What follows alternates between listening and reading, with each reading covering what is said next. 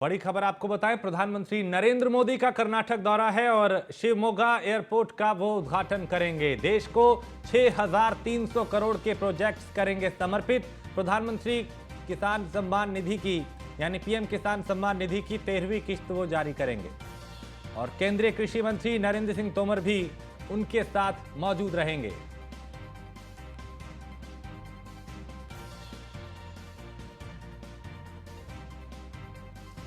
PM किसान सम्मान निधि की 13वीं किस्त जारी करेंगे।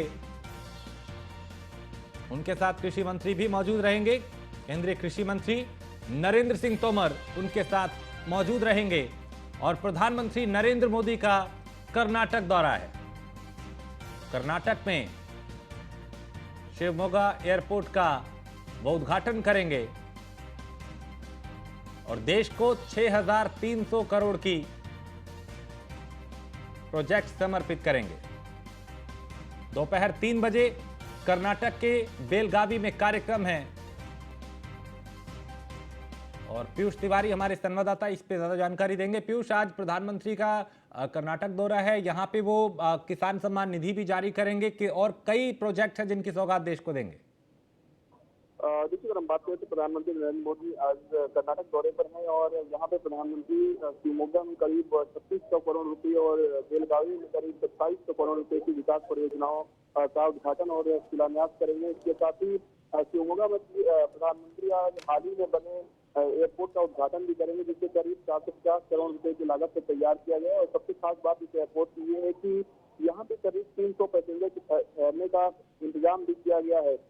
तो निश्चित रूप से आज का जो दौरा है प्रधानमंत्री का काफी अहम है, क्योंकि किसान सम्मान निधि की किस्त भी आज प्रधानमंत्री नरेंद्र मोदी जारी करेंगे। और अगर हम बात करें तो जिस तरीके से प्रधानमंत्री कार्यालय की जानकारी दी गई है उसमें यही बताया गया है कि 2500 करोड़ रुपए की परियोजनाओं का उद्घाटन और शिलान्यास प्रधानमंत्री करेंगे। थोड़ी देर पहले प्रधानमंत्री वहाँ पे पहुंचे हुए हैं, क्योंकि करीब 11:45 का समय बताया जा रहा था कि शिवमोगा एयरपोर्ट पर वो पहुंचेंगे और यहाँ पे वो एयरपोर्ट का निरीक्षण भी करने वाले थे। तो निश्चित रूप से जिस तरीके से आज ये दौरा रहा है, इस दौरान प्रधानमंत्री 2 रेल परियोजनाओं का भी शिलान्यास करेंगे। इसमें शिवमोगा शिकारीपुरा रानीबेनूर रेलवे लाइन और कोटेंगुरु रेलवे कोचिंग डिपो शामिल है। तो कई महत्वपूर्ण जो परियोजनाएं हैं इसका उद्घाटन और शिलान्यास प्रधानमंत्री करते हुए नजर आएंगे। इसके अलावा प्रधानमंत्री किसान सम्मान निधि की किस्त जारी करेंगे और करीब आज 3:15 पर प्रधानमंत्री बेलगावी में 2700 करोड़ की विकास परियोजनाओं का उद्घाटन और शिलान्यास करेंगे। इसके साथ ही प्रधानमंत्री रीडेवलड और बेलगावी रेलवे स्टेशन भवन को भी आज राष्ट्र को समर्पित करेंगे, जिसे करीब 190 करोड़ रुपए खर्च कर बनाया गया है। और निश्चित रूप से काफी महत्वपूर्ण जो दौरा है वो कर्नाटक का प्रधानमंत्री का है और क्योंकि कर्नाटक चुनावी राज्य भी है, ऐसे में केंद्र सरकार तमाम परियोजनाएं कहीं ना कहीं वहाँ पे ला रही है जो जनता से जुड़े हुए हैं। ठीक है पीयूष, आप मेरे साथ बने रहिए, कुछ और खबरों पे जानकारी लेंगे। फिलहाल शुक्रिया। तो देश को 6,300 करोड़ के प्रोजेक्ट्स समर्पित करेंगे और दोपहर करीब 3 बजे कर्नाटक के बेलगावी में कार्यक्रम है।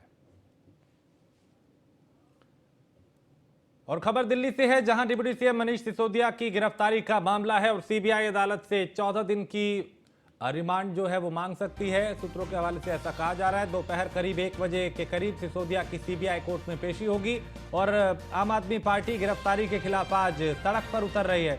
मनीष सिसोदिया की गिरफ्तारी के खिलाफ प्रदर्शन किया जाएगा।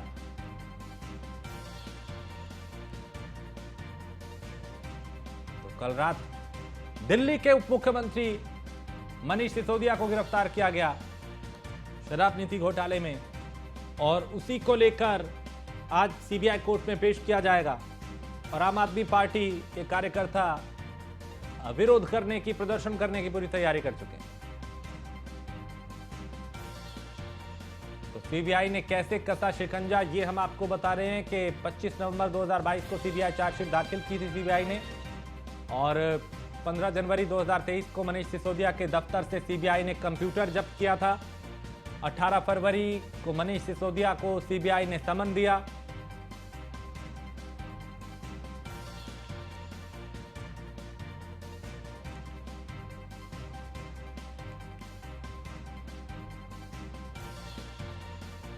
दिल्ली अब आबकारी नीति मामले में सीबीआई ने कल लंबी पूछताछ, करीब 8 घंटे की पूछताछ के बाद दिल्ली के डिप्टी सीएम मनीष सिसोदिया को गिरफ्तार कर लिया। और आज मनीष सिसोदिया की जो पेशी है वो कोर्ट में होगी। इससे पहले उनका मेडिकल कराया जाएगा। और इस वक्त हम सीबीआई मुख्यालय के बाहर मौजूद हैं। आप तस्वीरों में देखिए किस तरीके से यहाँ पे जो दिल्ली पुलिस के जवान हैं वो यहाँ पे बढ़ाए गए हैं। और यहाँ पे बैरिकेडिंग की संख्या आप देखिए किस तरीके से इस पूरे रोड को एक तरीके से ब्लॉक किया गया है। आईडी कार्ड देखकर चुनिंदा लोगों को अंदर जाने की जो अनुमति है वो दी जा रही है। और पीछे आप देखेंगे तो पीछे भी जो सुरक्षा बल के जवान हैं वो तैनात किए गए हैं। थोड़ी देर का वक्त बचा है जब दिल्ली के डिप्टी सीएम मनीष सिसोदिया का मेडिकल परीक्षण जो है वो कराया जाएगा। और यही वो अगर हम बात करें तो सीबीआई का मुख्यालय है। और कल लंबी पूछताछ चली है।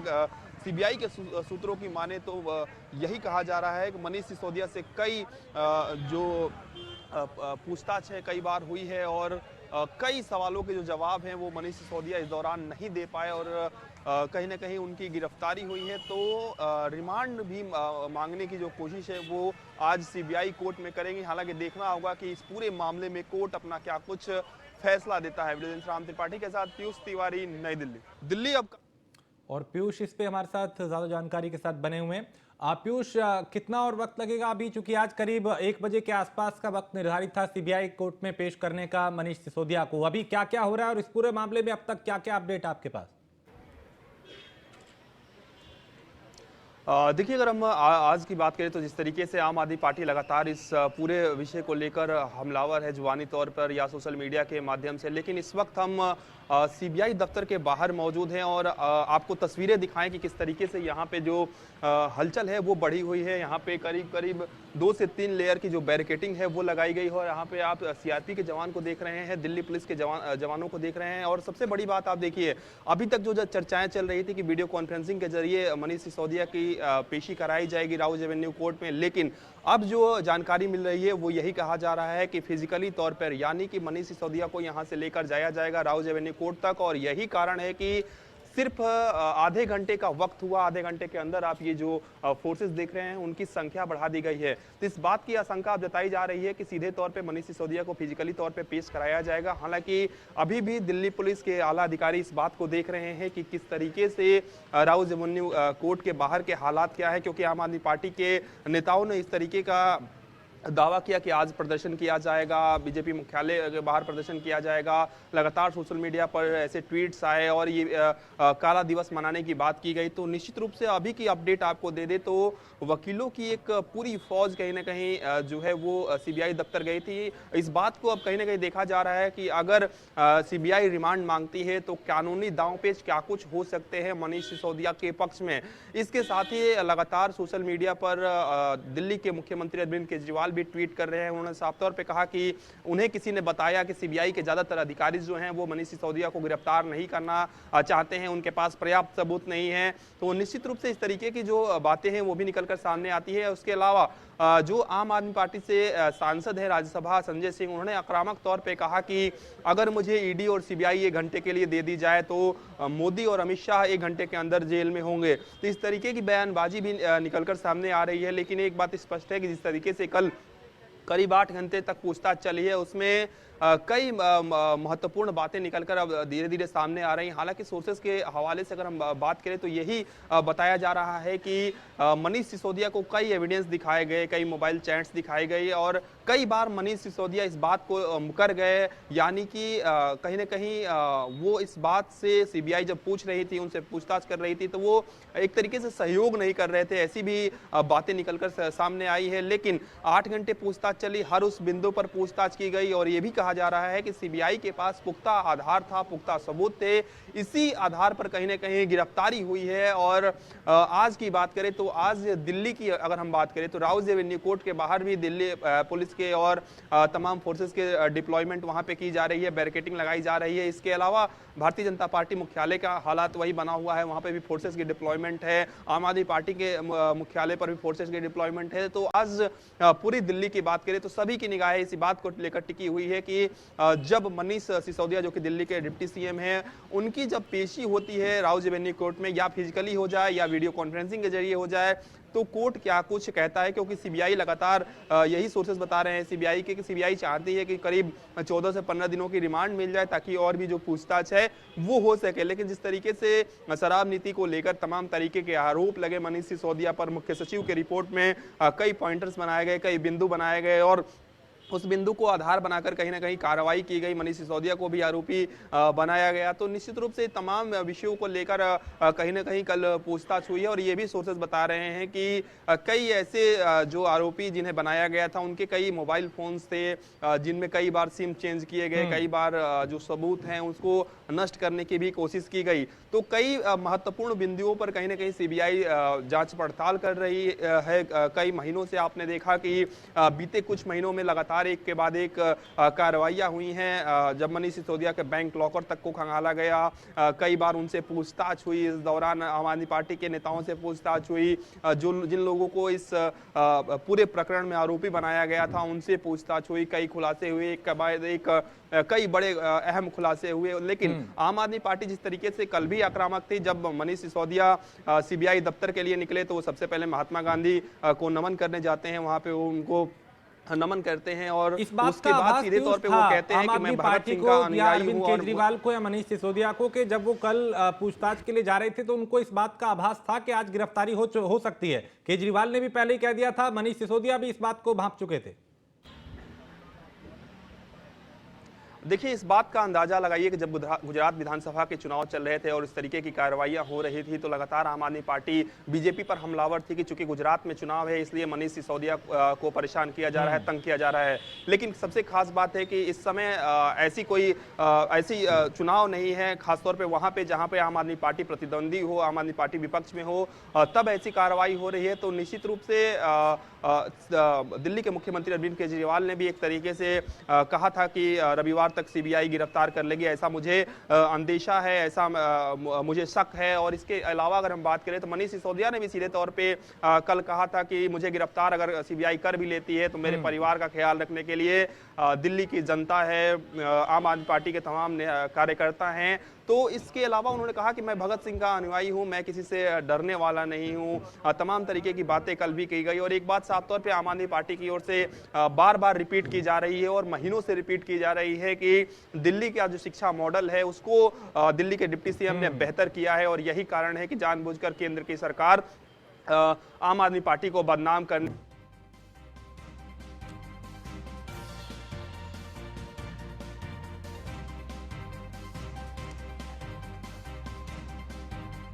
तो ये हालात है इस वक्त। एक और बड़ी खबर भी है, चूंकि अरविंद केजरीवाल ने कहा, पीयूष मैं आपके पास आता हूं, अरविंद केजरीवाल ने बड़ी बात कही है कि गिरफ्तारी को लेकर उन्होंने बयान दिया और कहा कि राजनीतिक दबाव था। पीयूष, उसी बात का जिक्र जो अभी आप कर रहे थे कि जो कुछ अधिकारी जो हैं वो गिरफ्तारी के फेवर में नहीं थे और केजरीवाल ये कह रहे हैं कि उन पर राजनीतिक दबाव था।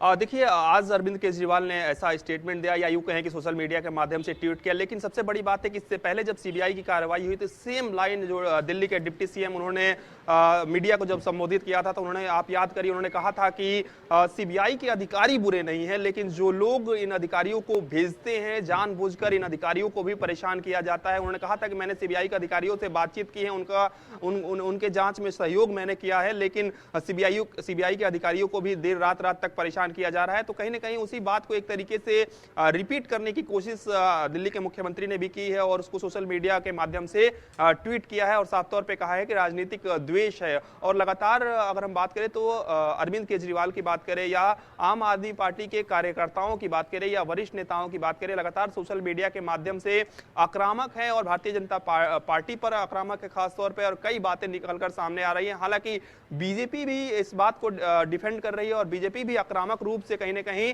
आम आदमी पार्टी के इन नेताओं को एक के बाद एक जवाब दे रही है। लेकिन सबकी निगाहें इस बात को लेकर टिकी हुई है कि जब आज मनीष सिसोदिया की पेशी होगी राउज एवेन्यू कोर्ट में, चाहे फिजिकल तौर पे हो या वीडियो कॉन्फ्रेंसिंग के जरिए हो, तो देखना होगा कि कोर्ट क्या कुछ कहता है। लेकिन आप हलचल देखिए किस तरीके से तमाम जो प्रशासन की गाड़ियां हैं वो अंदर आ रही हैं, जा रही हैं। बैरिकेटिंग को और भी सख्त कर दिया गया है। दिल्ली पुलिस के जवान जो है वो आपको यहाँ पे अभी भी नजर आ रहे हैं और पूरी तरीके से कहीं ना कहीं अब तैयारी कर ली गई है, या यूं कहें कि मूड बना लिया गया है कि फिजिकल तौर पे ही कहीं ना कहीं पेशी कराई जाएगी। लेकिन अधिकारियों का कहना है कि करीब 10 से 15 या 20 मिनट अधिकतम हम देख रहे हैं कि राउज एवेन्यू कोर्ट के क्या कुछ हालात हैं, ट्रैफिक व्यवस्था के क्या कुछ हालात है। अगर किसी भी तरीके की अव्यवस्था होगी तो निश्चित रूप से वीडियो कॉन्फ्रेंसिंग के जरिए ही डिप्टी सीएम मनीष सिसोदिया की पेशी जो है वो राउज एवेन्यू कोर्ट में कराई जाएगी। लेकिन मनीष सिसोदिया की ओर से भी अगर हम बात करें तो पक्ष रखने वाले जो वकील हैं उनकी पूरी तैयारी है और कई बातें कही जा रही है कि मनीष सिसोदिया भी अपना पक्ष रख सकते हैं कि उन्होंने हर बार जांच में सहयोग किया, कहीं भी मनीष सिसोदिया भागे नहीं। तो ये एक आधार मनीष सिसोदिया बना सकते हैं। लेकिन जब कोर्ट में जब पेशी होगी तो देखना होगा कि मनीष सिसोदिया की ओर से क्या कुछ दलीलें दी जाती है, उनके वकीलों की ओर से क्या कुछ दलीलें दी जाती है, सीबीआई क्या कुछ दलीलें देती है।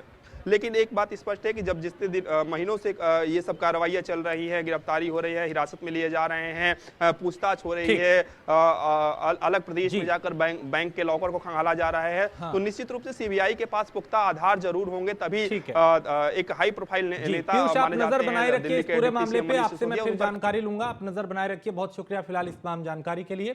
तो मनीष सिसोदिया को अब से कुछ देर में ही सीबीआई कोर्ट में पेश किया जाएगा। और उधर अखिलेश यादव ने भी ट्वीट करके मनीष सिसोदिया की गिरफ्तारी को लेकर ट्वीट किया है और मनीष शिक्षा के क्षेत्र में क्रांतिकारी बदलाव लाए, ये अखिलेश यादव ने लिखा। और बीजेपी दिल्ली के बच्चों के भविष्य के साथ बच्चों के भविष्य जो है उनके खिलाफ है, अखिलेश यादव ये कह रहे हैं। और बीजेपी शिक्षा और बच्चों के भविष्य के खिलाफ है, अखिलेश यादव ने ट्वीट किया।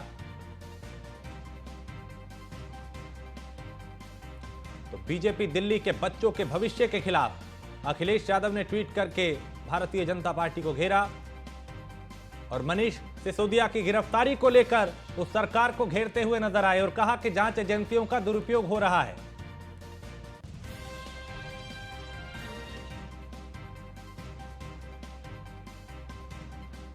मनीष सिसोदिया की गिरफ्तारी को लेकर अखिलेश यादव ने ट्वीट किया और लिखा कि मनीष सिसोदिया शिक्षा के क्षेत्र में क्रांतिकारी बदलाव लाए हैं और बीजेपी दिल्ली के बच्चों के भविष्य के खिलाफ है। उन्होंने यह भी कहा कि जांच एजेंसियों का दुरुपयोग हो रहा है, बीजेपी शिक्षा और बच्चों के भविष्य के खिलाफ। अखिलेश यादव मनीष सिसोदिया की गिरफ्तारी पर सरकार को घेरते हुए नजर आए।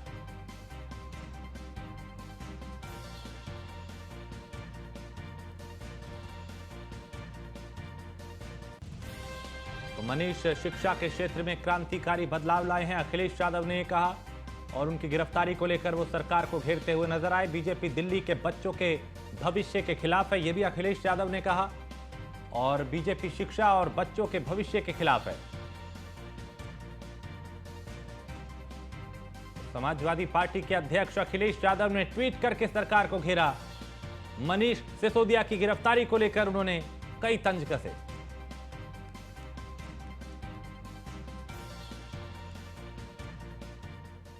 और बिहार के सुपौल के छातापुर प्रखंड के चक्राव में मस्जिद मोहम्मदिया के पास आयोजित 2 दिवसीय जलसे का समापन हुआ। इस जलसे में देश में अमन चैन की दुआ मांगी गई।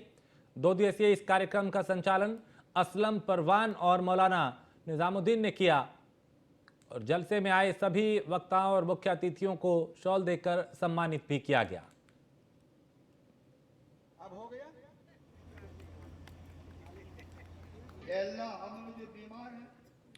और सीतामढ़ी मुजफ्फरपुर राजमार्ग 22 पर ट्रक और ऑटो रिक्शा की आपस में टक्कर हो गई। हादसे में 7 साल की मासूम समेत 6 लोग घायल हुए।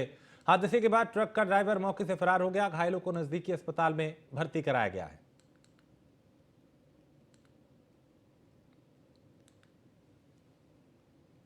और बिहार के मुंगेर के खड़गपुर प्रखंड के दरियापुर के जनार्दनधी गांव की एक महिला ने न्याय के लिए महिला विकास मंच का दरवाजा खटखटाया। पीड़ित नीलम कुमारी ने पैतृक संपत्ति में अधिकार को लेकर पिछले 1.5 साल से गांव की कचहरी से लेकर मुख्यमंत्री के जनता दरबार तक न्याय की गुहार लगाई और थक हार कर अब आखिर में महिला ने राष्ट्रीय संरक्षक महिला विकास मंच का दरवाजा खटखटाया, जिसके बाद मामले का संज्ञान लेकर राष्ट्रीय संरक्षक महिला विकास मंच की 5 सदस्यीय टीम ने पीड़ित महिला के गांव पहुंच के मुलाकात की और न्याय दिलाने का भरोसा दिया।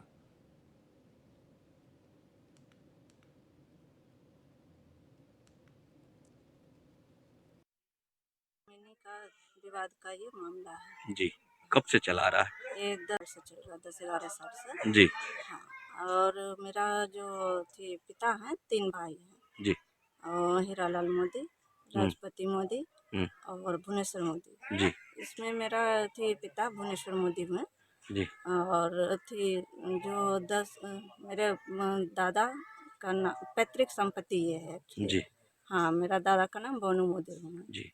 तो 31 बीघा के लगभग ये संपत्ति है। हिस्सा मिला था आपके मिल दादा रहा को? पिता, हाँ, मेरे थी दादा को। अच्छा, तो उसमें से सबको 10.5 बीघा के अनुसार हुए। तो जी, हमको ये 12 साल पहले हमको बटाई यानी बाँट कर को दे दिए थे। कितना?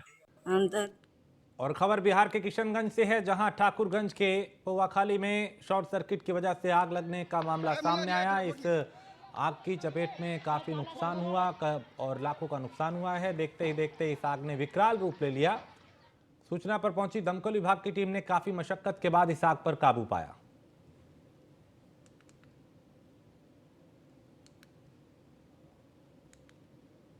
और बीजेपी प्रदेश कार्यालय के कैलाशपति मिश्र सभागार में केंद्रीय मंत्री गिरिराज सिंह और बिहार विधान परिषद में नेता प्रतिपक्ष सम्राट चौधरी ने प्रेस वार्ता की। इस दौरान गिरिराज सिंह ने कहा कि जब से नीतीश कुमार एनडीए से अलग हुए हैं तब से केंद्र पे आरोप लगा रहे हैं। नीतीश कुमार की वजह से बिहार में आर्थिक तंगी चल रही है। केंद्र सरकार ने राज्य सरकार को टाइम टाइम पर यानी वक्त वक्त पे करोड़ों रुपए का आर्थिक सहायता दी है, पर दुख होता है नीतीश कुमार की विफलता पर।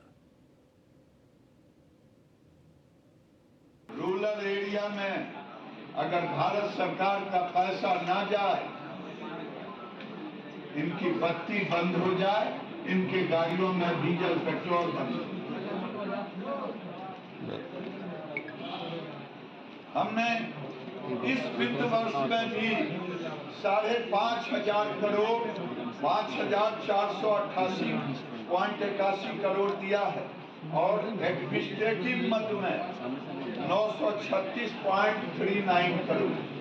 मनरेगा में कहा जरूर जाता है 60-40, लेकिन जब आप जोड़ेंगे एडमिनिस्ट्रेटिव कॉस्ट 95% केंद्र का पैसा होता है।